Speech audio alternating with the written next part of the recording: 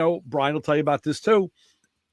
I know on the BMWs, and I'm not sure what other cars, they have nuts that are on studs that are like this long, and the nut is way down. So they sell. I bought a set of sockets from Brian that were like 6 inches long, and now I hear there's ones that are even longer than that because you got to go through the wheel well, through an opening. Now, if you don't know where they are, you'll never get the ends of those bumpers off. Wow. Never. I So couldn't believe it. it's crazy. These guys keep up on this stuff and they learn as new cars come out. They learn it. I give them a lot of credit. I really do. I mean, half of them can't speak English, but they can dismantle a car. And they have piles of. You look at the pile on their cart, and it's nothing but clips, screws, pieces of shit, and they put it all back together. I'm like, man, Yeah, I was proud of myself that I didn't have any of those little clips left. yeah. Well, you know what happens a lot. A lot of them break. Now, some of them are not supposed to break, but they get forced the wrong way. I mean, I've asked guys like, "Hey, I can't get this panel. I have the screws out," and they just get in there like sometimes with a tool or with their hand. And you hear it just crack, and they rip it off. Like that's what you got to do because there's some two pins that pushed into another sockets. I was like, dude, that's what you got to do. It's like barbaric, you know. Just really nice car though. 2000. It has 120,000 miles on it. Car is clean. I mean, it's just a nice car. Whoever had it before she's had it for a couple years now, but whoever had it before her, man, they really took care of this car. That's nice. Yeah. So what I was going to say is that's why when you get a car in, it's going to have any panel work on the list. They'll list all the clips, and that's paid for. So that's how these shops end up getting tons and tons of extra brand new clips because if they can reuse the old ones, they just put the new ones in boxes or. That's a good idea. There's catalogs. I've seen them. Catalogs with nothing but clips and fasteners, for the body shop trade. It's crazy. I wonder when they started getting into using those. Probably mid 80s, huh? In the 80s, yeah. Yeah, when plastic started getting real popular. Yeah. Yeah. Man, maybe even in the late 70s on some cars. Yeah. There was a lot of plastic then in the late 70s. All I was thinking is, I've had cars that you open the hood, you got two little clips, you pull them up, and the whole light comes out. Yeah. And then you got 2000 that you got to take half the car apart. I'm like, wow, they went backwards. Yeah. My daughter's RAV4, she had a headlight out.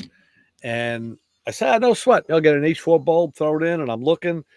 And it was not easy to get to. And I actually looked it up, and they said, remove the bumper cover, and all of this, and take the whole housing out. I'm like, get the hell out. Well, I did it without doing that.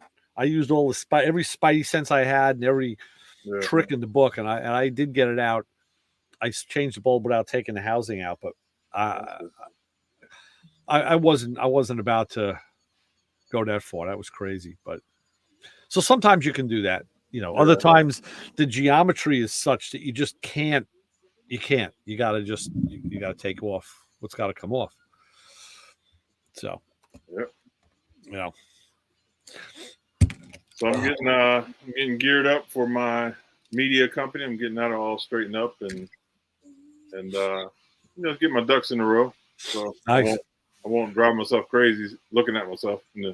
On the couch. That's cool. I was telling my buddy, a guy at the shop, the owner. I don't know how it came up. We're talking about something. I got talking about your bus, about the bus project. So I told him where to check it out. He's like, he did what? So he's a body man. He's been a body man since the 70s. He came up the hard way. Mm-hmm. And I explained to him what you did with the bus. And he says, he thought first that like you lowered it. I'm like, no. I said, Luz is a tall boy. I said, he needed space. He raised it. Right. He's like, how the hell? I'm like, check out the videos. I said, I gave us a link. I said, check it out, see for yourself. I said, you'll look at the early stuff and then skip ahead to the current stuff, and you'll be amazed when you see the transformation, So he was very, very impressed. And then one of the other guys, one of his friends was there and says he was talking about how, there's a whole big thing with that now. They're all over the place. And You know, It really is. There's a lot of people doing it. yeah. I watched a guy the other day, and he just started his build probably like 6 months ago, Uh-huh. and he's doing everything wrong. Not that I did everything right, but there's so many people on that you can go look at and figure out stuff. He's just doing everything on the fly. Like I don't think he looked at anybody's videos. Really? He's building these big rigs to lift. He raised his roof too, but man, I bet you he spent $500 on wood just to build jigs. Wow. Yeah, just outrageous stuff. I'm like, oh my god, bro, watch some videos because these guys got it down to a science. Yeah. When I watched a couple guys doing a roof raiser. So when all the fellas came into town, I knew, I had everything already ready. I'm like, this is exactly how we do it. And everybody was like, okay, let's go. And it went up. Ray, when I tell you, when we lifted this roof 18 inches, it didn't move a eighth of an inch either way. Wow, that's great. Yeah. And we welded it back up, and that was it.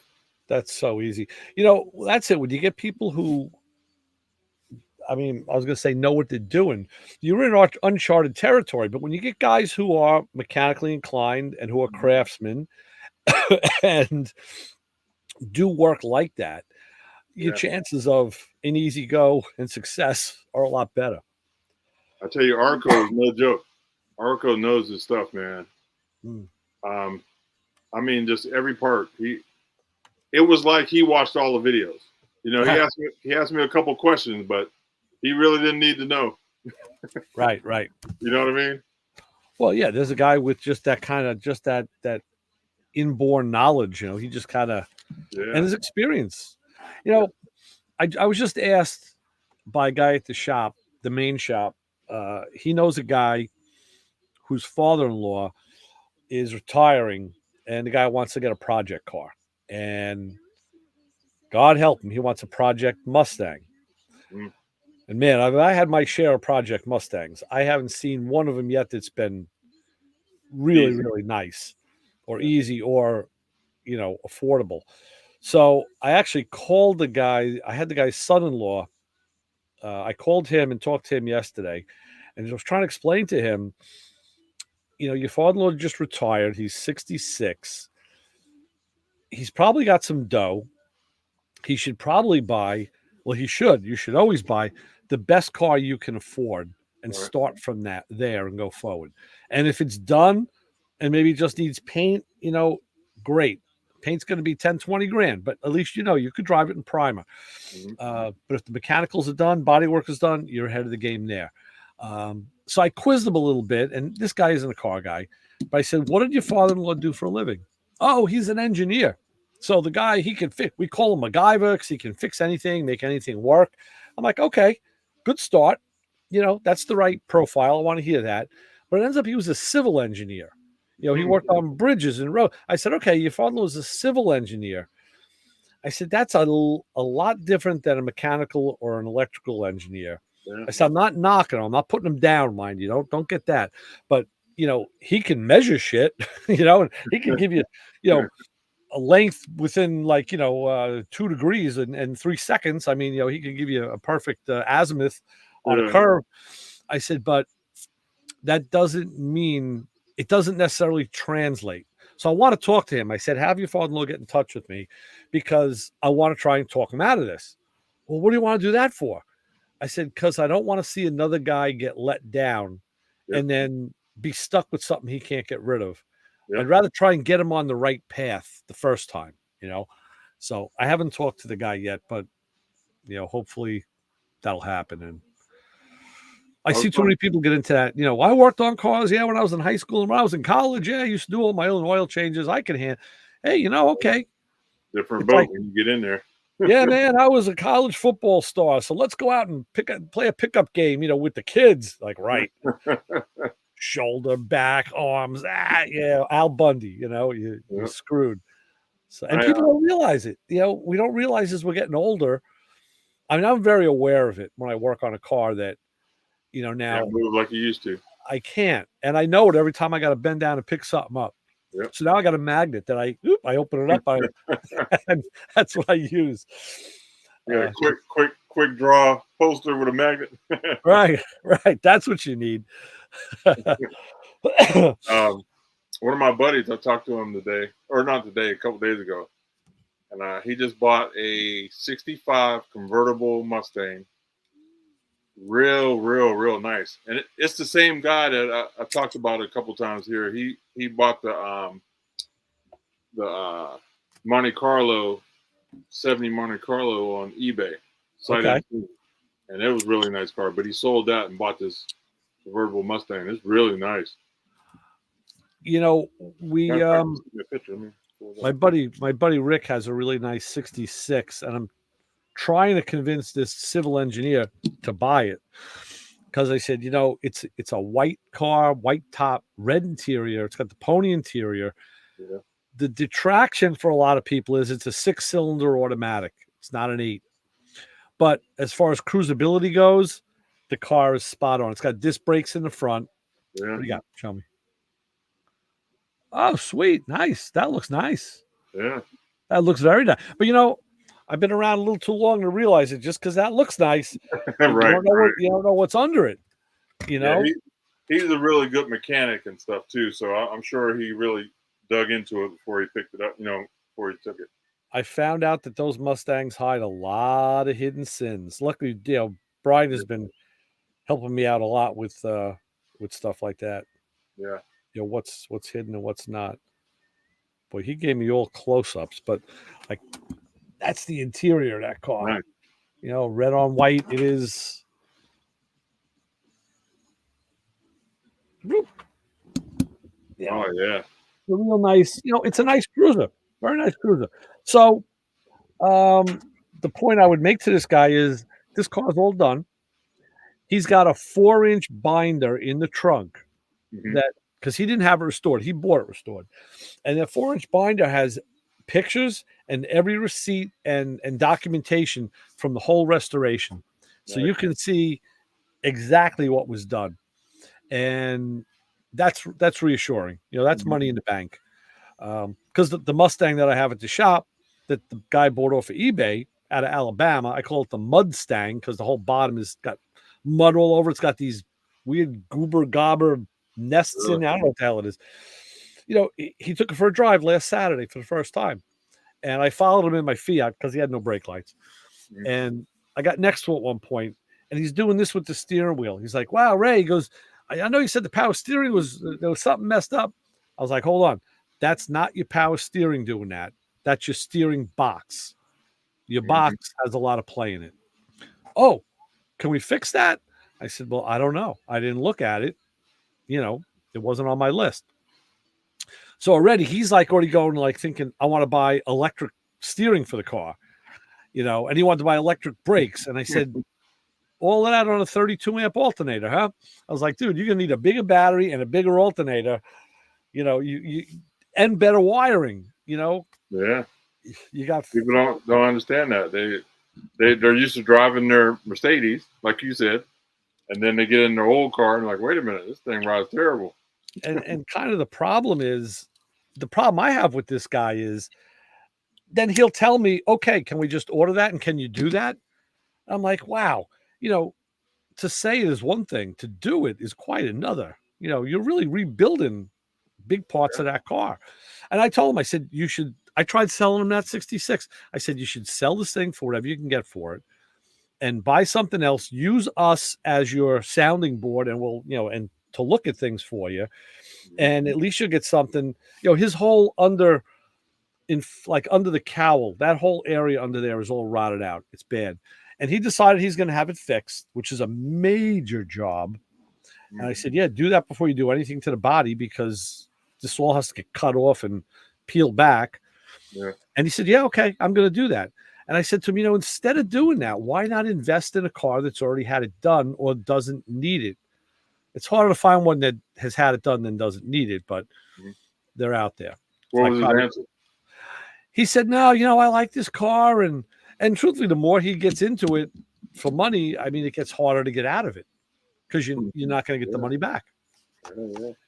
So it's I was trying to stop him before he went over the cliff, and He went over both feet, huh? well, yeah, he did a disc brake conversion. I mean, I got to tally my hours now.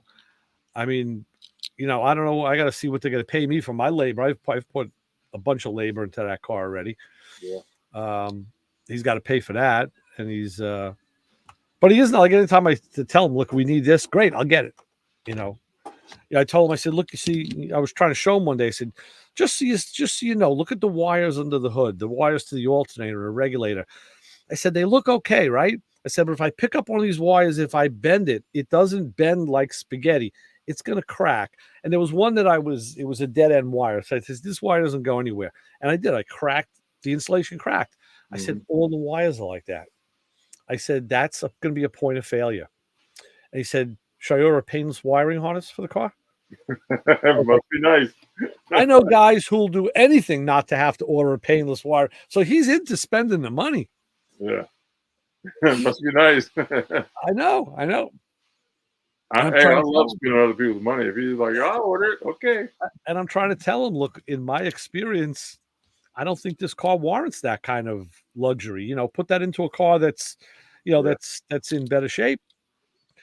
So, these are the things. You end up being a kind of like a therapist as much as a mechanic. Yeah. And the funny thing is, until now, I never talked or saw any of the car owners. Only with these last two guys did I actually meet them and get to talk to them. And I think I'd rather not meet them.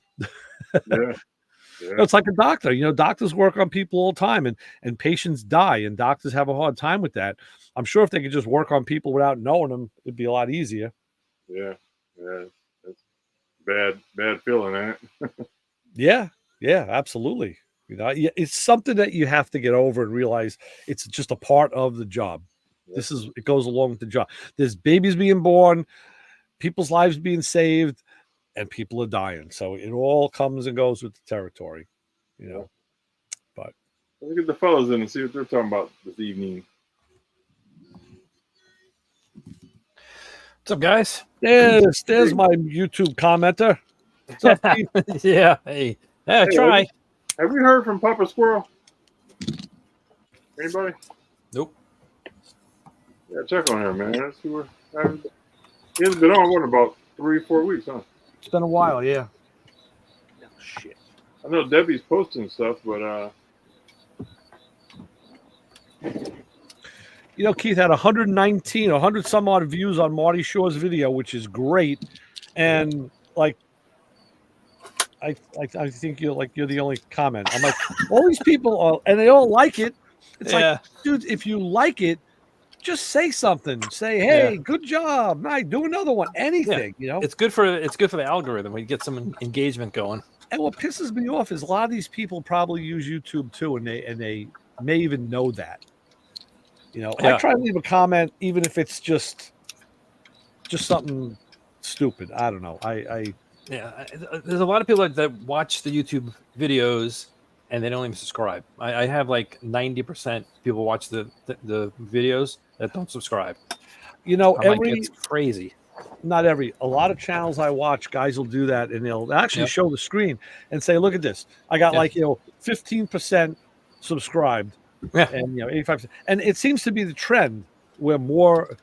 Now, I don't there are a couple channels I watch that I haven't subscribed to, and then after a while, I'll either throw them a subscription because I'm in, or I'll say, okay, you know what, it wasn't what I thought, but it's like a trial period. But if you watch the channel all the time, you might as well just subscribe. That's right. I'm in the same boat too. Like I think mine is 92% of the people don't. Yeah, they don't subscribe. It's not you. It's not you, because what I'm seeing, everybody has this problem. Yeah. Even the big guys, you have 1 million subscribers already, and they like, look, 90% of the people. I'm like, right. Yep. It's just how it is, I guess. People don't. Jim Morrison said it. People are strange. Yeah, people are strange. Brian, you're back in the dungeon again. Yeah. Good. Wife's home. The wife's been home. I just I was lazy, but I'm trying to repair this 1/2-inch battery gun, and I don't have a lot of luck with battery stuff. What's the problem with the gun? He broke the shaft coming out of the motor. Oh shit! And So, did you get an armature with a shaft? well, it's you can't take the motor apart.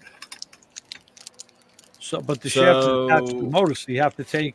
I'm saying the motor. What I'm saying is that the center, the piece that turns, is the armature. Yeah. See So that's why he broke. the end broke off. Here. Okay. So And it doesn't come apart. it should, because that armature spins. So that's inside of a set of field coils, like a starter motor. She just pull Is it a right out. brushless motor? It's a brushless motor, yeah. Okay, it's still an armature and a field coil. That's how you make magnetism. That's how you make it go. But what I'm saying is, it could be that they seal it at the factory. Maybe when they manufacture it, they may have a way of that. Like that last step may crimp the plate on there, and that's it. It's, But then in that case, I would imagine they wouldn't sell a replacement part unless it was the whole motor. Whole motor, yeah. Probably the whole motor. Yeah, man. How did he break the You shaft? motherfucker. How do you? Is that He just got it out. there you go. Yeah. You just gotta. So hold on. You son of a bitch. So You hold just have that to up. overcome That's- the magnetism, right? That's a typical armature. Hold it up, Brian. Well, that's a brushless armature. So the armature is the magnet, and the coils are on the. Yeah. There's no it's Yeah, And well, then what you have the inside. brushless means there's no. Yeah, that's the field coil. Right. There's no commutator, so there's no brushes. It's right. That's what brushless means, but it's still the same principle right, with an you son armature of and a field coil. It's the same principle, but it's the opposite of a regular motor. Like a regular motor, the magnets would be in the can, and the armature has the wire rounds. Yeah, Brushless motor is the opposite way. The magnet's the armature, and the wire rounds are on the stator. Right.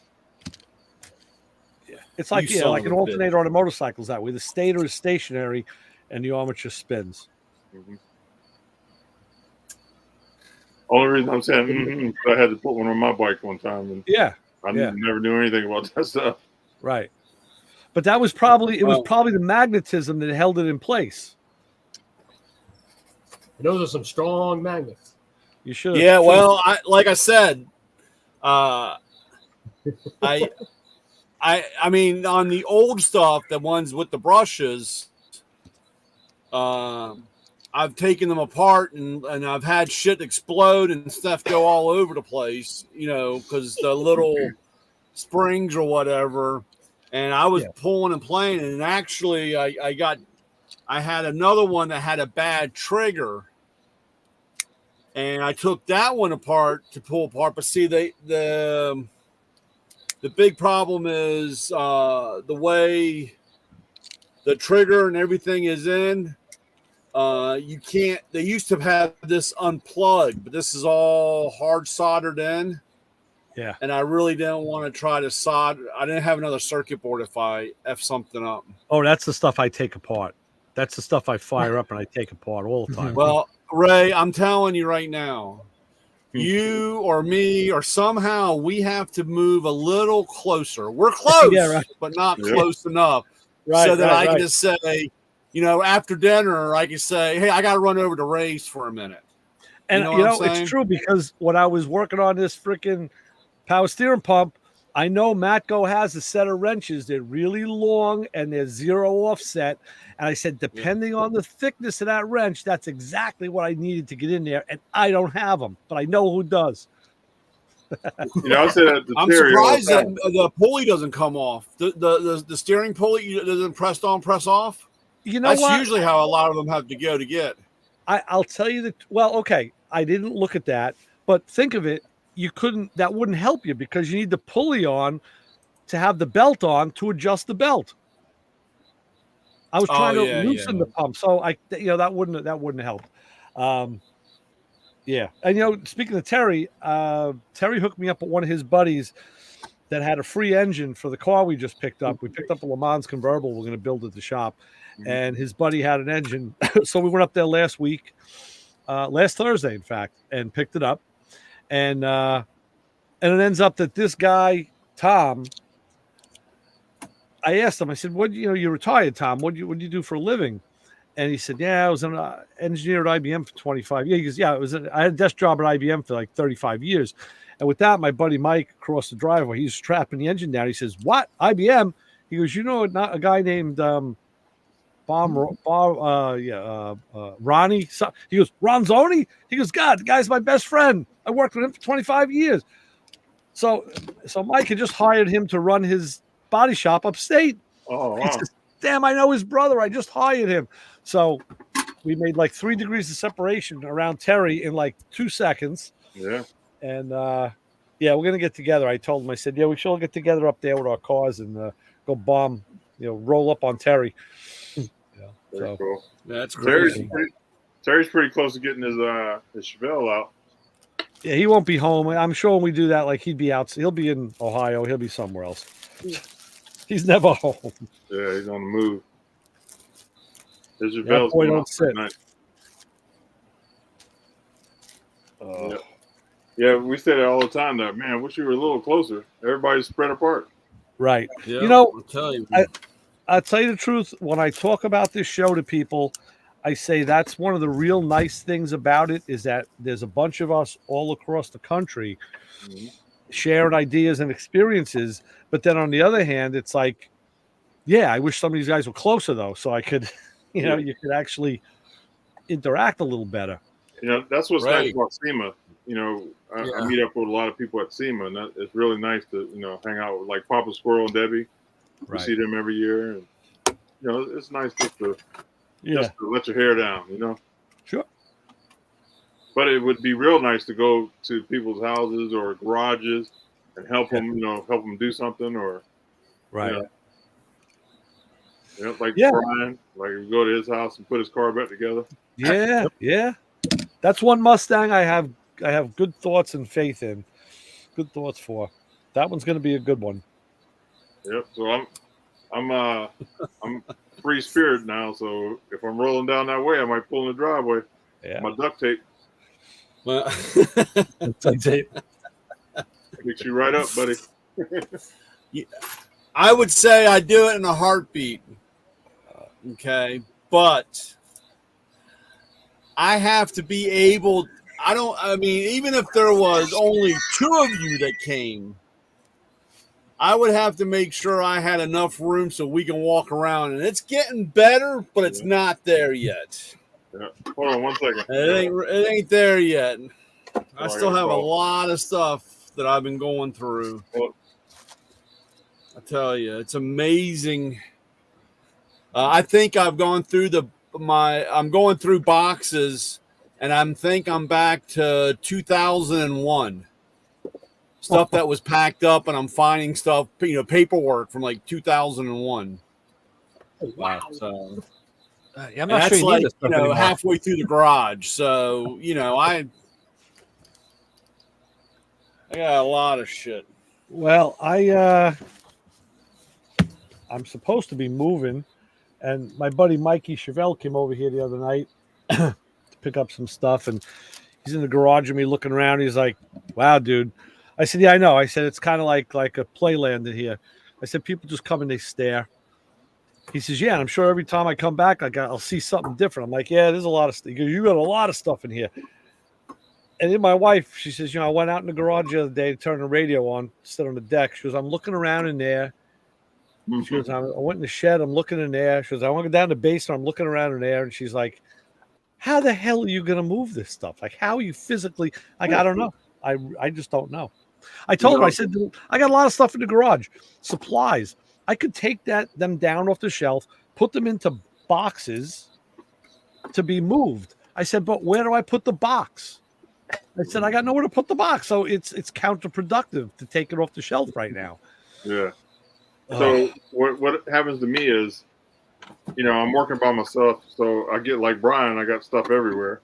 You gotta move 10 things to get to one thing. So what happens is, like, my son will come over and I'll say, "Hey, I need help with one thing," and so I'll start doing that, and he'll say, "Dad, you want me to help you with anything else?" And I'm like, "Well, let's move this." And before we know it, we're in the garage, moving Hours later. Yeah. Right. So when you get people over to the house and they're willing to work with you, that's the time to do it. Yeah. Because they kind of motivate you to help you get motivated. Yeah, you're right. Yeah. Crazy. But it's unbelievable how much stuff you collect in a short period of time. Yeah. And like I said, I've done it once and I've done it twice. But you still like, it was like when I sold my F-350, the guy came and he goes, "What's all the stuff in the back?" I said, "That's everything that went to that truck. Here's an extra set of here's some brake pads. Here's oil filter. Here's fuel filters. Here is, I had, it was a case of oil filters, a case of fuel filters, both fuel, upper and lower. I had a drive belt. I had an extra radiator. I had front and rear pads. I had a caliper. He was loving you. 2 alternators and a starter.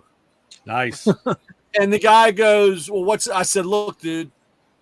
I said, my wife had a 6.0. I had a 6.0. These are things over the years when we had.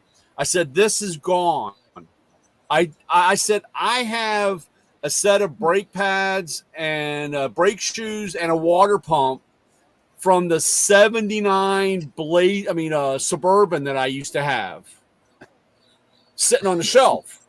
Yeah. I said, "Dude, just take it." And he goes, "Well, you want anything extra for?" I said, No, it's all with the truck, dude. Just take it. Get out of here.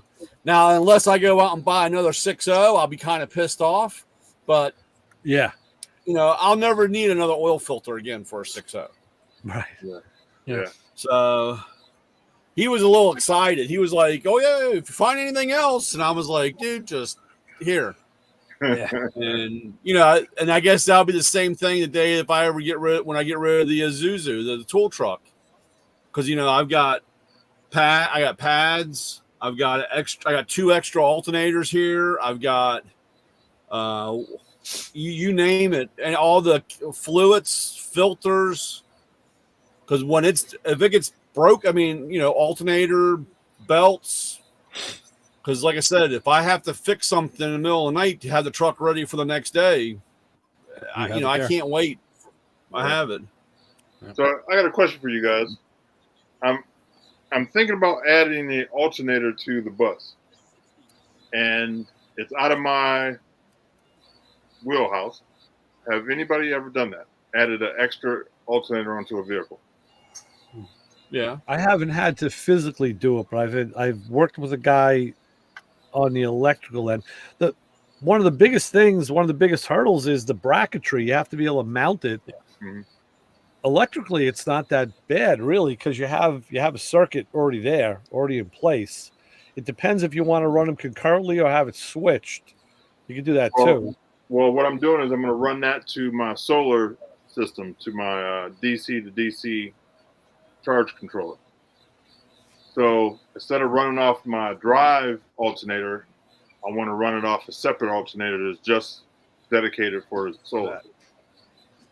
And do you want to do that while you're driving or while you're driving? Okay, well, if your bus has a PTO off the transmission, it might have a cover plate. Some of them, like my tool truck, has a cover plate. And I can take the plate and buy a PTO unit, and you can drive it. You can run it off the transmission. A lot of guys will run them off a drive shaft. Just gonna say that. So it only comes off when you're running on there. And that way, you're only making one bracket. You go and get the pulley welded onto the drive shaft. You have to have a balance, but you put it on. You have one bracket, you have an alternator there, and you run the power right to the back. If it's, and towards the back, you can run it that way. That's true. That I was going to say drive shaft too, because a lot of people do that. But just check me out on the electrical end. The solar is taking the sun. The solar cells are creating electricity and storing it in a battery. Right. So what is the alternator for? It also charges the battery. Yeah. So it's another option to charge the battery. All right. So the alternator. So that alternator doesn't have to run and produce current all the time. Right. Yeah, put So on a then switch. you'd want it switched, right? Yeah. So there's got to be a commercial switching device, because you're just going to switch the field. Drag race used to do that all the time. They had a switch. They'd have the alternator working. When they got to the line, they'd throw the switch to the alternator. Now is just free spinning, because believe it or not, even when it's under load, it's more of a drag than when it's not. And the drag races wanted every little, or they'd loosen the belt, tricks like that. But you can. I'm sorry, Ray. The Germans did that because they put a clutch on the alternator. Well, now the On modern newer cars have clutches. Yeah, they do. Yeah, well, the Germans started doing that back in the mid '80s. I mean, late '80s, early 90s. They started putting clutches on the alternator because that was to reduce drag. That could be a way. That could be a way to do it too, without switching it. Let the clutch disengage. Use a modern alternator with a clutch, and then it would cut out. You got to look at what that's why sometimes the guys get bit, because they'll start a car up, and if the battery's charged, if the battery's fully charged or not in the the alternator's not going to put out until you put that's why you got to put a real load on it, so the alternator turns on to start charging, because they'll say, oh, your alternator is only 12.2 or 12.3, because there's no real drag or draw on the system. And that's why you got to crank it up. And of course, guys just jump for the instant, put a tester, oh, it's bad. Then they put another alternator on, and they end up having the same problem. The same thing. I mean, usually the specs, you can check charging at idle, but you always want to go up 1,000 RPM, 2,000 RPM, and you want to see if you're getting full charge. Well, I know. A lot of people hook it to the regular alternator, and it goes to it's called a DC to DC charger. Okay. And it trickle charges. It's not a lot of juice going through it. It's just as you're driving, it's throwing a little bit of juice in your batteries. So you're taking advantage of all the options. So if it's not sunny outside, I could start the truck and it'll charge, or I could start my generator and that'll charge. Charge my house battery. You got to check with the big stereo guys. I don't know if there's some kind of bracket, but it's with a bus, so I don't know what. Yeah, well, when I was in stereo competitions, we had our alternators rebuilt bigger. But that guy died. Yeah. He's old and died, so I don't know who to go to now. Yeah. You just have to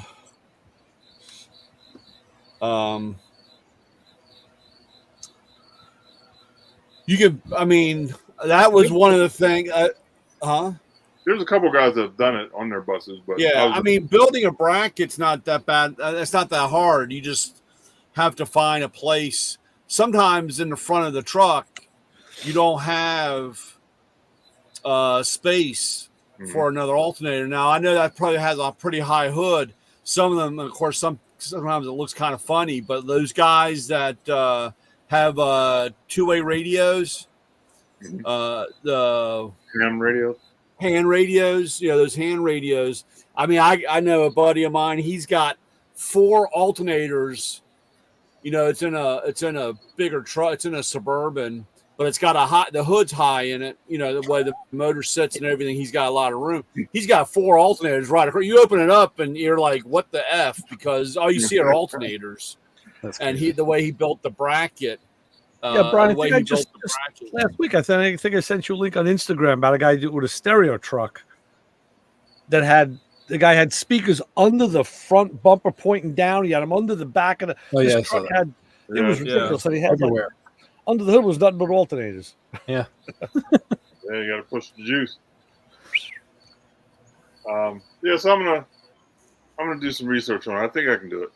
Yeah, as far as pumping up an alternator for more output, I found out I used to rebuild them, and we used to find out because we would just pull everything apart, and all the plates, front plates, rear plates went in the wash, and the armatures went over here, and stators went over there, and then you end up checking everything electrically, and you just put them back together in some other order. They never go back together the way they came apart. They don't, unless a guy brings in a one and says, I want this one rebuilt. Yeah. So we would find out that sometimes, you would test everyone too, and you'd find like sometimes you'd get one that was like a dog, and other ones that were like super alternator, and it was just the mixture of parts. It was the rotor and the stator combination that really just clicked and really had a great output.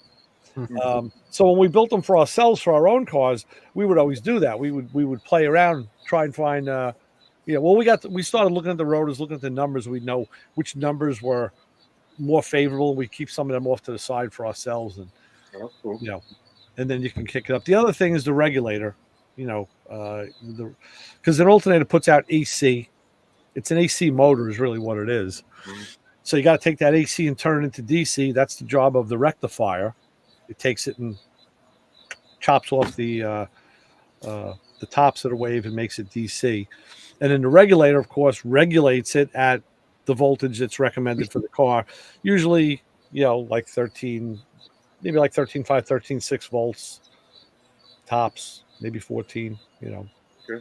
Well, I'll let you know if I get it done. And you could go with, if you really want to go heavy duty, you could go with like a truck alternator. They're still using big ones. Lisa DeVille always used the big ones, like on the ambulances and the fire trucks. They use some whopping freaking alternators. Yeah. They weigh a ton. Yeah, that's Now you get like what we call the pineapple alternators. It's a little thing like this, like the size of a grapefruit, and it puts out 165 amps. Yeah. So It might be cheaper just to buy a bigger alternator, like you said. Yeah. Yeah. You might have to watch the bracket, because that was the problem that I had with the tool truck. Because the tool truck I had a 250 amp alternator, and because it only had one alternator, mine only had one. Some of the trucks have two. So when I had problems with the alternator, I was out on the route. I just called up the auto parts store and said, "Hey, I got a NQR 2015. I need an alternator. Do you have one?" And the guy goes, "Yeah." Well, I didn't think much of it, and I said, I'm the tool guy. But oh yeah, okay, no problem, Brian. Where are you at? When next guy out, I'll have him drive by where you're at. So I'm sitting on the side of the road, and here comes the guy, and he drops off the alternator. And I said, "I'll bring the core by." And he said, "Okay, no problem." Well, I pulled it out, and I'm like, "Fuck, dude, this is too small." So I called him back, and I said, "Is this the right thing?" And he's like, "Yeah." And then I realized, because they actually I started looking at the bracket. They built the bracket to the factory bracket. So I had to undo the bracket that they made to put the alternator onto the factory bracket, and then put it back in the truck and got the belt and got it running. But I noticed, You're lucky that they didn't weld it together. Yeah, well, luckily it was, like I said, it was bulk, because it was just a kit. They get that truck from the factory, the people that do our conversion, and they just had the kit, and they just put, bolt it all up, bolt the new alternator in, and all that stuff. And same with the AC, because I run dual ACs, one for the front and one for the back, and that had a special bracket. So, like when I sold my other Isuzu, I stripped all that off. So, like I said, I got a box full of all those parts if I ever need them for mine, or if, like I said, the day mine goes, Yeah. I'm gonna. I got a radiator for my Isuzu and everything. I mean, I got all that stuff sitting here if I need it. But again, luckily I was able to figure out, and I changed. Now the only thing that I did notice is that I had to really bump the idle up if I was running the AC and running everything in the back, because I didn't have enough I didn't have enough juice for everything going on in the back. And so I took, of course, then I said, well, I can't get rid of this alternator because I need to send this out to get it rebuilt. So luckily I had another core, wink, wink, from another car and put that in. Probably pissed the guy off when they went to go rebuild it. It ain't really a Zuzu alternator, but going along the line, that's the only thing you'll have to be careful about. I'll have to ask my guys at the school bus spot, at the depot, what size alternator those things have on it. That's what it was. It was a school bus, a pusher, right? Yeah. Oh, no. Mine's conventional. Oh, dog nose. Cool. Yeah. I'll have that. Like 2000 what? 2003. 2003. I think I got room under there. I got a lot of space. Yeah, you got space. Yeah. Like I said, you could use one of the smaller Japanese alternators that are literally, like I said, we call them little pineapples. They're close to some of them probably are 200 amp. If you get them out of like a V6 or something, they're crazy. Yeah. I tell you, one of the alternators I like the most, I got a liking for them when I rebuilt them, and I actually have one in my Fiat. And Brian, you'll know them. It's the Bosch alternator that has the regulator and brush holder in the back that's removable. Yep. And talk about serviceability. In my car, I noticed my radio was dying. Some weird things were happening electrically. And then I finally said, you know what? Put a gauge on this thing, and I checked it. I'm like, yeah, the charging system is wonky. And it was the regulator. So there's 2 screws on the back, 2 straight slot screws. You take those off. The regulator and brush holder comes out as one piece. You buy that. It was like $40. You don't have to preload the brushes or anything. You just drop it in, tighten the screws, done. Talk about serviceable. That is one damn nice alternator. Well, we used to, back in the day, all the alternators were like all the ones on the Porsches and Audis. So they were all rebuildable. We rebuilt them all. Sure. And even if you had to get inside and put a diode plate in or anything like that, right? It was really, it was very simple. The biggest thing was you just had to remember when you took it apart, how it was clocked. How the alternator was clocked. Because you could mark it before you take it apart. Yeah, but sometimes how us guys are. We're all cocky. The second one.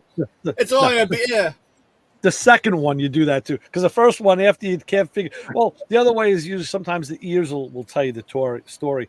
But what was I going to say? I used to love because then you see the guy over there and he goes to put it in. Of course, they're a pain in the ass because they're always ducked down on the lowest part of the car or someplace not accessible. But then you see him over there, got to pull back out, and he's walking over to the bench because he's got to spin it, to 3 o'clock or whatever because he thought that he could remember how it went. Well, that's the gripe I always had with Ford. GM and Chrysler always had the alternators up on top. Ford had to put it down low, below all the leaky oil seals. It's like, why the hell you got to adjust it from under the car? You couldn't do it from on top. It's like, why who the hell did they have? Whose better idea was that? Yeah, that was. And then some of them, every once in a while, you got really lucky because you could reach inside and reach up in there and change that regulator. Oh, and you didn't have to pull it all apart. That was really nice. Made some money that day. Yeah, that's an oddball when you can do that because you got to get those screws out. They use straight slot screws, which was interesting. Yeah, but yeah, it was a nice alternator. I remember, when I did mine, I took it off the car. I wanted to clean it up. So I took it apart and I did what I did in a rebuilding shop. I painted the plates aluminum, like cast aluminum, painted the fan and the pulley blacks, painted the stator red, put it back together, painted the bolt heads black. I brought it into the radio station. And, my partner Chris says, "Damn, you bought a new alternator?" I'm like, "Man, this is rebuilt in my garage." It's like, all you need is the right spray paint. Yep. Well, the other parts were good. So, and I mean, I know places that used to spray good units without rebuilding them and sell them as rebuilt. That went on, but no, we used to literally Sure take did. every one apart. I knew a transmission shop that used to do that. Yep. They would pull a transmission from a junkyard, tell the guy it's rebuilt, charge him whatever millions of dollars. And I had said something to the guy one time. I was like, "Dude, how do you sleep at night?" And he goes, "Okay. I mean, I don't have a problem." And I was like, "Well, dude, why don't you just fix it?" He goes, "Look, the odds. Look, I offer I can offer whatever, a 5-year warranty, 100,000-mile warranty, whatever it is." He goes, "If I do 3 of these in a day, I've made so much more money. And if I do have a problem, we can fix it. But, we're just playing the odds of we're collecting all that money up front. And if the guy has a problem in his warranty time period, oh, well, we fix it. But other than that," I'm like, "Man, you'd definitely be looking over your shoulder walking in the alley, dude, if somebody heard that." Yeah.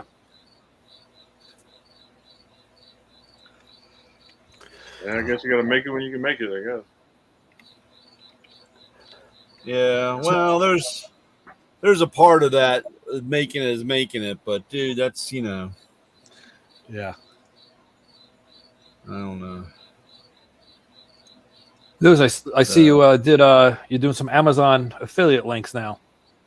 Yeah, A little store there. I'm part of my little hustle, retirement hustle. Instead of working at Walmart, I'll hustle. Yeah, exactly.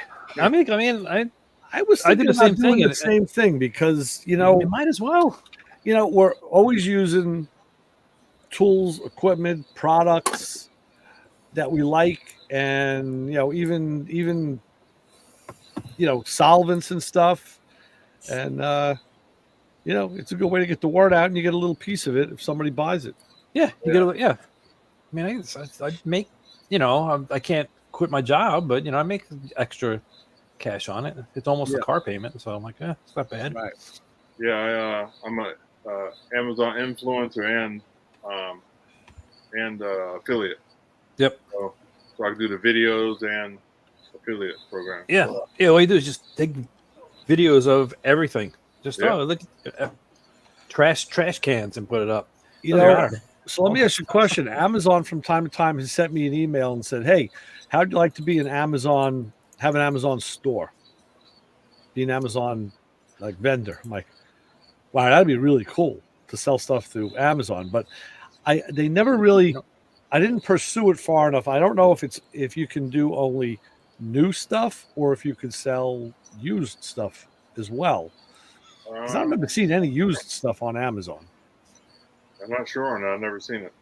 I got a ton of used stuff that's good, like somebody would want, good usable stuff. Yeah. Yeah, I don't think. Ray, in your case, I would eBay everything so you don't have to move it. Yeah. That would have been my go-to, but then everybody I talk to who does it says, screw eBay. They're taking so much money now. They take so much money, dude. Everybody says the same thing. Personally, until they get their shit together and get on it, I would do the Facebook marketing. Put it out on Facebook marketing. But eventually they're going to nail you for it because everybody, that's what everybody jumped over to Facebook or including all the scammers. Yeah, exactly. Yeah, exactly. You have to weed your way through the scammers that just want to give you a code and have you text them back and all other crap, and it's like I've never had any problem. Usually everything Everything that I've ever done, or actually, I shouldn't say me. My wife has gone pretty quick and hasn't had too much problem. The biggest problem is with the eBay. They started collecting your sales tax, and you got to report, and you get a 1099, Right. and you get all, if you get over $600, you have to claim or blah blah blah. However it goes, because God forbid you make a little extra money with nobody knowing about it. Right. And but don't get me started on that because we're still alive. But Yeah. going along the line, they'll eventually get into the other platforms because that's where everybody's jumping into, especially if you get into a form, a GTO thing or old Chevy parts or whatever, the stuff, like I said, the stuff that I've on a couple Porsche ones, and I've said, hey, I got this, and the guy, you get a guy saying, I want it, and no problem, send me the money and I'll send it to you. So, Yeah. Well, it's like I told you, I could take a guy's Hotel Riviera with a bench seat and convert him to bucket seat console with the correct steering column. I got all the parts. Yeah, that stuff has to be like Facebook Marketplace because that's going to be local.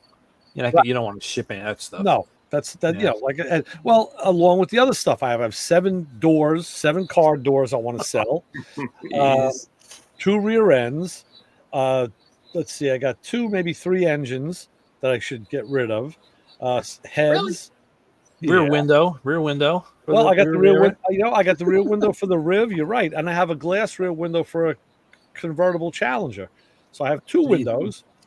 Actually, no, and I have a rear glass window for a '67 GTO too, convertible. Oh God, Jim, that's scratching the surface, dude. I mean, I'm not even. I'm like, I could just believe me. That's just not even. That's just I'm just talking big stuff.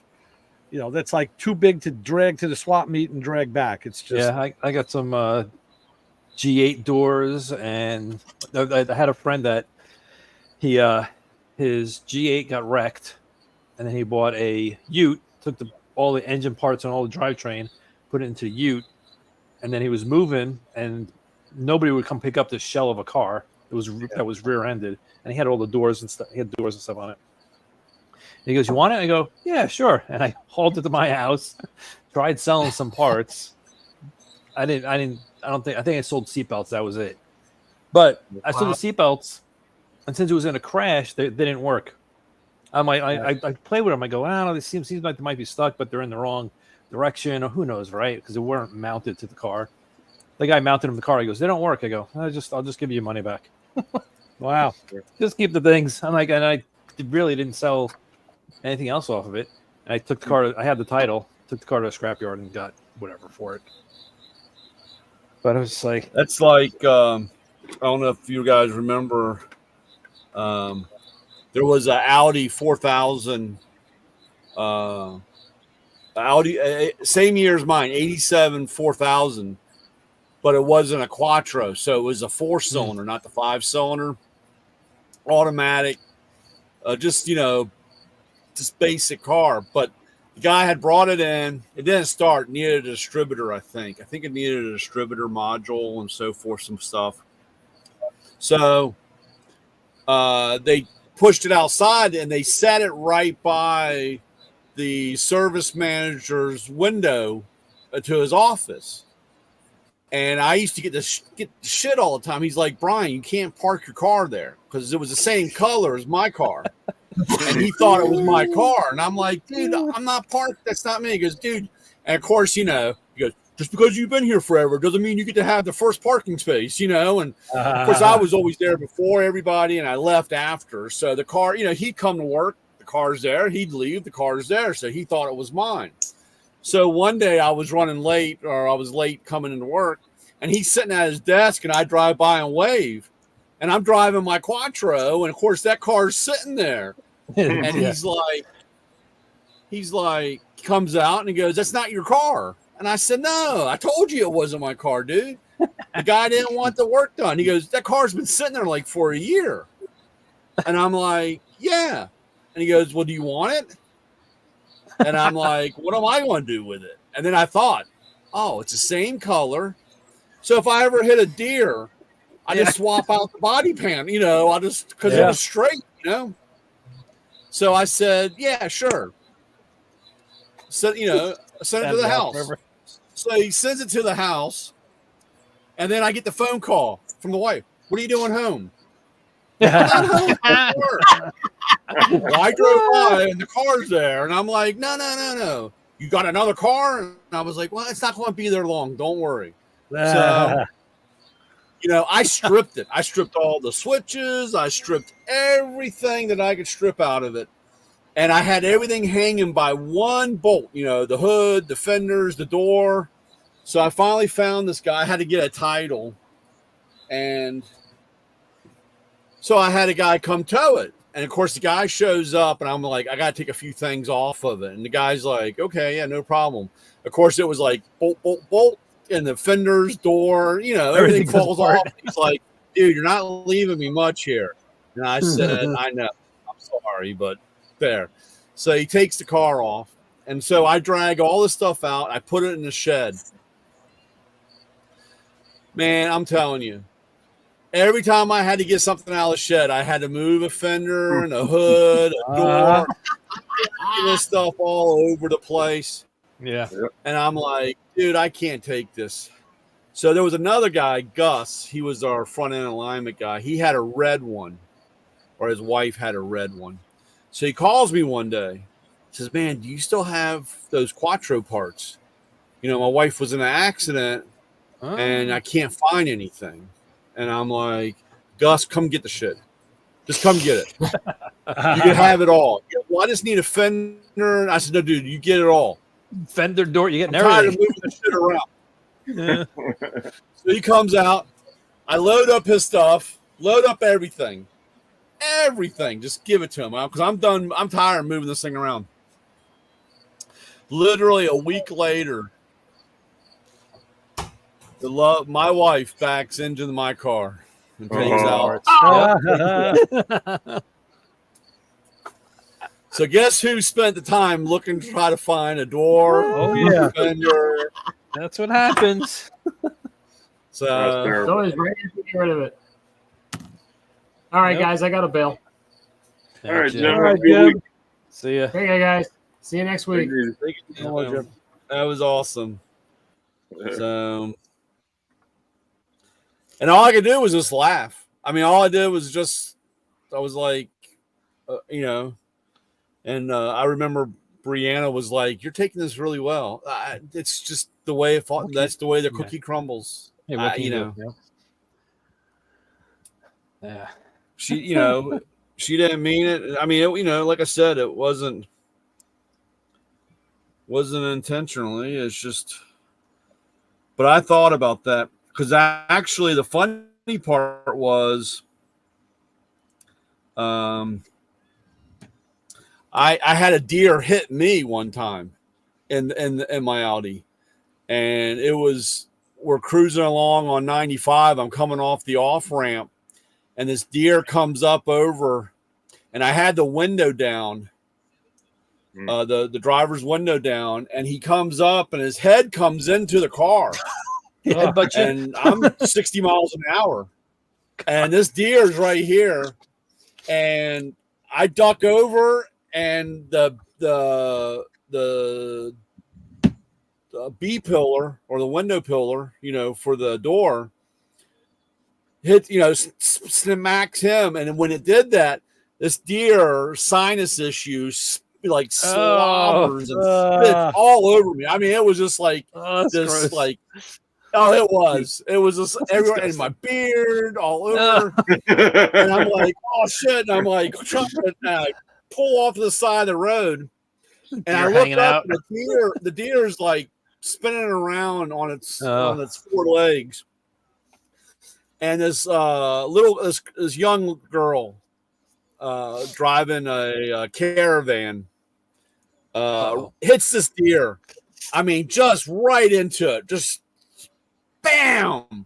Deer explodes, and she fumbles off to the side of the road, And of course, I'm like, get out of the car, and I run over. And of course, I got this shit all over me, this slimy. I mean, I'm like, and I'm like, are you okay? She goes, you're still alive. You're still alive. I thought I hit you. She thought she ran over me. It was the deer, you know. Of course, I got this stuff all over. Oh man, it was a mess. So, we get there. You know, she calls somebody, and the police get there. You know, it was just so I get done. I was going up to the warehouse to get stuff up in Elk Ridge. I walk in, and everybody's like, "What the hell happened to you?" You know, because I got this shit all over. I was like, "Dude, where's the restroom, man?" I'm like trying to stunk like you would not believe, dude. But that was a hell of a mess. That broke the mirror. The only thing that broke on that was my mirror, the side mirror. And I guess that caravan was freaking probably totaled. Oh, caravan was destroyed. Yeah. I mean, when she hit that deer.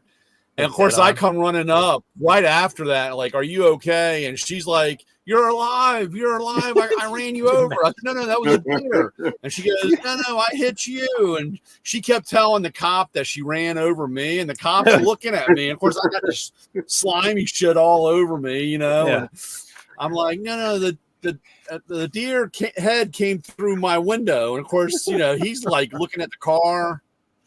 And of course, you know, you can see where the fur was on the parts. And of course, when the deer spun around, it like, you know, shit all over the car. The car's got shit all over. It's got this snot all inside. It was a nasty mess, man. It was a bad movie, man. I tell you, it was just. No, I'm a bear. I'm not a deer. Yeah, makes you think. But that poor girl, she was so freaked. She goes, "I ran him over. I ran that guy over." She thinks you'll be alive after she hit you like that. Still alive. Yeah. Is yours a 2-door or 4-door, Brian? It's a 4-door. It's a sedan. Yeah. Yeah. Yeah. And I can't remember. In high school, I had a friend, and it was an Audi 4-door. I don't know which. So I was in high school in '89, so it was probably like an '86 car or whatever. But he had an Audi, and every time I think it was just front wheel drive. Every time he's turning, it's clicking like crazy. And I'm like, dude, I go, "Are you gonna fix that? What is that?" This is, you know, I barely knew anything about cars. He goes, "I don't know, something in the front end is making this clicking noise." So this one night we're just cruising around, and he was cruising, going up and down, and I pass. I'm going this way. I come back and I see him on the side of the road. I'm like, "What happened?" He goes, "I don't know. There's all these ball bearings all over the place." I'm like, pulled the CV joint apart. You went busted. I'm like, "How you gonna fix that?" He goes, "I don't know. I'm gonna get it towed." I was like, "Yeah." Maybe you should have fixed the clicking noise. Yeah, he was telling you. You're clicking for a reason. Clicking for a reason. Yeah, I'm waiting on my bolt. I'm sure I'll probably break a axle on that thing because I beat on it too much. Yeah. I'm always going around turns. I had a Audi Fox. I had gotten that way. I tell you, I didn't do much with it. It was one of those things that I got, and I kind of moved it around. It was a 75, 74, maybe 73 Audi Fox. They weren't very popular. Powder puff blue with white interior, dude. I just saw powder puff blue Volvo today. Yeah, I tell you, and I gotten that. It was at the shop. It came in, and the axle had broken, and the guy was like, "I'm done putting money in this thing." And so I just had to pay the tow bill and brought it home, put an axle in it, and I never really did anything with it. I wish I'd kept it because it was that's what's funny. When a guy abandons a project or a car and says, "I'm done putting money into this car," and the next guy says, "You know what? I'm going to start putting money into this car." Yeah, well, they fixed almost everything. They got sick of it at the end. Well, that's why mechanics always had the upper hand because, you know, you've probably seen them before. You've worked on them. You know that. I worked on that car a dozen times. And you probably know that, like the issue isn't as bad as this guy as it seems to him. So, big deal, and yeah, that's what you make out picking up another guy's That project. was the start. That was the start of. I hadn't gotten fully into the German stuff yet because I was driving my Scout. I mean, I was between the Scout and the Mustang, and I was like, oh yeah, well, I'll just get a little beater, and I'll do this, Fox. 'Cause, I mean, I only had $80 in it. You know what I'm saying? I mean, that's all I had in the car, and I figured, oh yeah, and then I can't remember. Because then I bought my GT. So I had the GT, I had the 66, I had the Scout. Then I got the 84 convertible. I got my convertible. And finally, my dad said something. He was like, dude, you got to do something with one of these cars. And because like I said, the Audi was gone. And I ended up, as soon as the Audi was gone, I think I ended up with my other Audi. I had the Quattro. I had the diesel. I had a 4000 diesel. I had a 4000 Quattro. I had a guy that blew the Well, he didn't blow the transmission up. He had a transmission issue, but it was a GTI. It was a what was that thing? It was a Euro. It was a gray market car, and it was the new 16 valve or new 20 valve. It was because it was a 5-cylinder, and it had the split manifold. It was a Euro car. It was a Ricardo. It was a Ricardo something edition. It had Ricardo seats, had big brakes. And it wasn't all the U.S. cars were sunroof cars. This was a non-sunroof 2-door, super rare because that everybody was here was sunroof and 4 doors, Mm-hmm. And that was a Volkswagen. It was like a GTI or a Rabbit type thing, a Golf body style. I wish I still had that car. Some kid came by, saw that, he bought that car. And he goes, oh, you can find. I couldn't find a transmission anymore. The transmission was cracked, so it would leak. So I had to take the speedometer gear out, and I had a funnel, and you had to fill it up and go drive it around and just keep filling the trans up. So I told him, I said, dude. He goes, oh, you can find a transmission, and I was like, dude, you can't find this transmission, dude.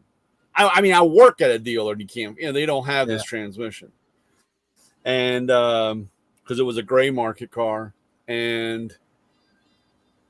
So he comes back 2 days later and says, dude, I can't find a train. I don't want this car. I said, you bought it, dude. It's your fucking car. You told him, yeah. And he's like, dude, I can't find a transmission. And I said, well, keep filling it up because that's what I had to do.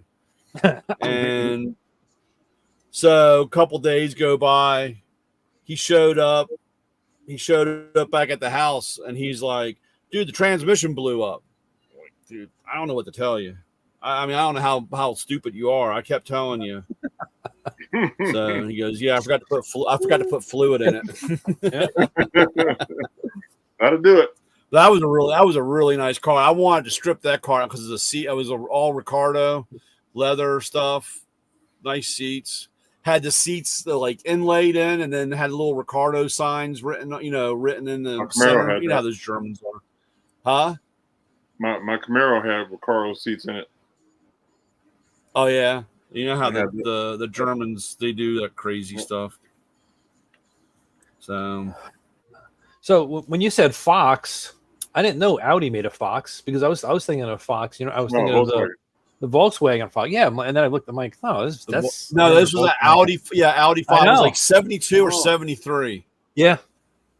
Yep. And then my brother had a Volkswagen Fox station wagon. And that's when he was living up in Ray's neighborhood up in Brooklyn, and he would forget to move the car from one side to the other side, and so it would get towed. And it would be like towed like all the way upstate and Connecticut or something. And he would spend all fucking day to go get his car and $1 million and all this bullshit. So, and of course the car had gotten, he got to the point where he just left it unlocked because, somebody would break into it all the time. Every window had been replaced in it. Oh my and, he would it had no radio because that had gotten stolen once. So there was no radio. He would leave the glove box door down, and he would literally had a sign. There's nothing in the car. Yeah. So one time, I tell you, man, this is awesome. This is only in New York, right? And it was a two-door wagon. It was a two-door wagon, 5-speed, 4-cylinder. And so Sean remembers. It's my brother. He remembers. He goes, "Oh man, I got to move the car." So this is like 2:30 in the morning. So he runs down, jumps in the car, goes to start it, and all of a sudden his head pops up from the back of the car. One of the street people, the homeless were sleeping in the car. Yeah. So they do that. They all scream like little girls. They all scream, and this guy, of course, who knows what he's covered in, but he like jumps over, and of course it's a 2-door, so he's all over. I think my brother had sex. He doesn't know because all kinds of shit's going on. And out the door, the guy gets, but my brother said, "That's it, dude. Wow. The car's got to come home." So the car comes home, and my dad's like, "Dude, I don't want this thing sitting in front of my house." So I drove that. I drove that car. That was a great car. And it was funny because it was 1.6, I think. And it only had something like 120 horsepower or something.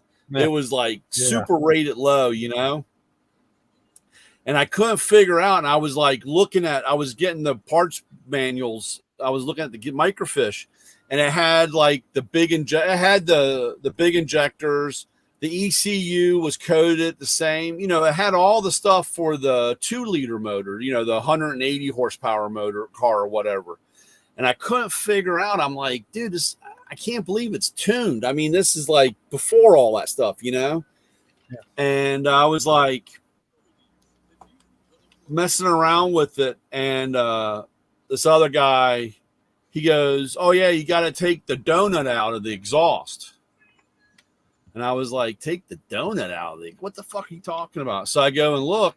Sure enough, they had a steel plate that knocked the exhaust down to only 1 inch.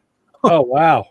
They were having so you had a 1 and, whatever it was, 1 3/4 or, 1 and, almost 2 inches, 1 7/8 or whatever. But then they had the center of the donut was only about an inch. Talk about a restriction. And it was one. So I got the grinder out. The die grinder, and opened that pig up, boy. And that was like a great bait, man. That thing ran like there was no tomorrow. Wow. My brother came home and drove, because when he came home, he had the car. I had to take the car back over. He's like, "Man, what the hell did you do to this car? This car's never been this fast." And I was like, took it out of Brooklyn a little bit. And so, and then we had a icy winter wonderland one day, and I went up to get Chinese and whipping through town, through the intersection. And this lady decides to stop right in the middle of the intersection. And man, I pounded her right in the ass, dude. Pushed her car all the way across the intersection. And she gets out and she goes, "Where's the truck that hit me?" And she sees this old Volkswagen. Did you tell your wife that when you got home? Did you explain to her that way when you got home? Yeah. Right in there. Yeah, I want to tell you something, dude. There was Chinese food all over that fucking car, dude. You thought that it was a bad experience, man, because there was egg foo young and every general size. There was shit everywhere because it exploded and went all over the place. So, and the funny part, well, it wasn't really funny because it took the end of it. When the front cover, I mean the radiator support got pushed back as it was running, it was cutting the timing belt. Oh wow! And I said, I want to go turn the car off. And as soon as I went over to turn the key, it went clunk clunk and bent all the valves. Wiped it out, and it was done. I wish, man, that was a great little car. Loved it. Carried everything. Put, like I said, 2-door wagon. Old junk. Yeah. Yeah, that was a great car. I had a Ford Escort wagon when I was repoing. One of the banks didn't pick it up, so I took it. I owned it, and I had all my repo stuff in the back to do semis. So I'd pull up to a semi and get all my tools and hit it, right? I love that car, man. And one day I'm driving. I just come out of Kentucky Fried Chicken. I got the 2 kids in the car with me, and a guy comes out of the gas station and side swipes me. Oh, Tore that car up, man. I was so mad. I love that car. It was good on gas. Pulled all my tools in the back. I took my chicken in the ambulance with us. I was not leaving my chicken. The last time I got hit, I guess it's about 2003. I had an Olds Silhouette minivan, the Dustbuster with that. I had one of those too. And I come out of my block. Actually, I was a couple blocks. I was parked in front of the deli. I got my stuff, going to work. See, going to work's always trouble. I pull away from the curb. There's nobody coming. And I had to cross, and there was a side street right to my right, and there was another side street on the other side of the street, but offset by maybe 10 feet. So I start driving, and this woman, she came down that other street, must have been doing about 80, I don't know, crossed the main road, but when I turned my head to look, all I saw was this BMW grill, like 2 feet away from me. Boom! She punches me in the door, sends me up into the auto parts store parking lot. Whoa! I can't get out of the door. It's jammed. I get out the passenger side. I come around. She caved in the side of the minivan. And she caved in her. And of course, she was rushing to get to the train station. Oh, I was like, get my husband up. I was like, lady, you ain't going anywhere fast now. That van is all fiberglass, too. I didn't know that until then. Oh, really? I didn't know that either. So I'll tell you something. It pushed the door in, broke the fiberglass, and pulled it away on top.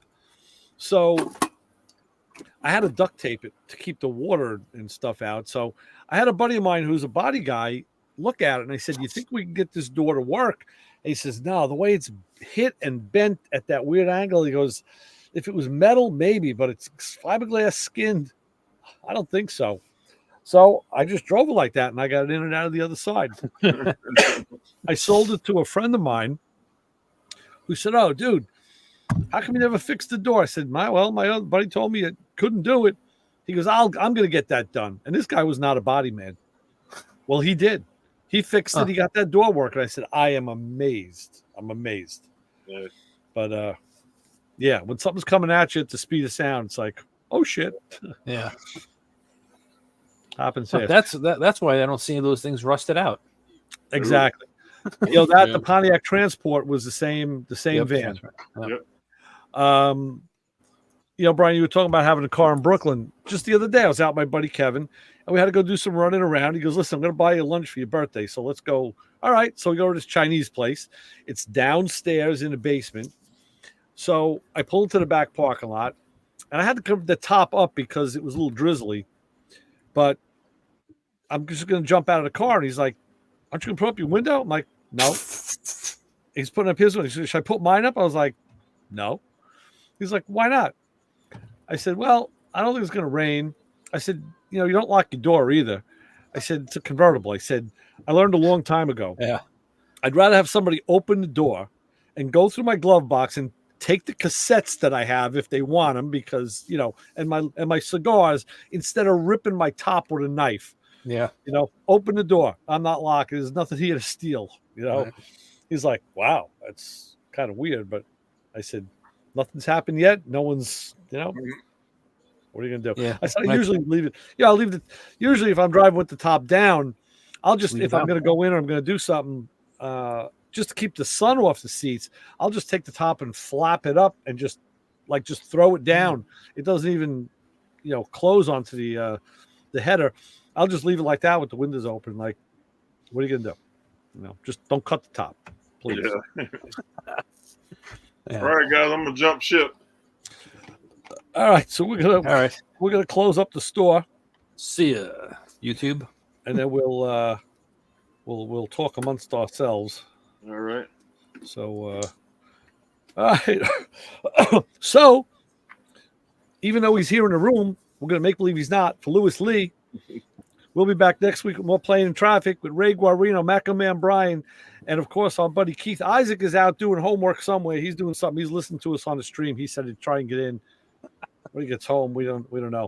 And good night to my buddy Billy G, who's out in the cloud listening to us too, because he's always out there and he's taking notes, and he's got notes on all you guys. He's got notes on me too. Uh-oh. Appreciate it. Oh yeah. Uh-oh. Yeah. All right. Might not be a You good guys thing. Have a good night. We'll be back next week. We'll do it all See you again. guys. Yep. See you guys. All right, guys. Good night. Okay.